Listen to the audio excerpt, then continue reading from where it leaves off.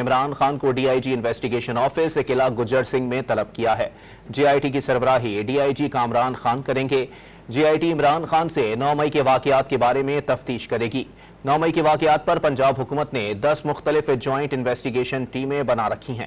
ذرائع کے مطابق عمران خان کو جے آئی ٹی کی طرف سے طلبی کا نوٹس موصول بھی ہو گیا، تاہم چیئرمین پی ٹی آئی کے جے آئی ٹی کے سامنے پیش ہونے یا نہ ہونے کا فیصلہ تاحال نہیں ہو سکا۔ عمران خان کو D I G investigation office قلعہ گجر سنگھ میں طلب کیا ہے۔ جے آئی ٹی کی سربراہی ڈی آئی جی کامران خان کریں گے۔ جے آئی ٹی عمران خان سے 9 مئی کے واقعات کے بارے میں تفتیش کرے گی۔ 9 مئی کے واقعات پر پنجاب حکومت نے 10 مختلف جوائنٹ انویسٹیگیشن ٹیمیں بنا رکھی ہیں۔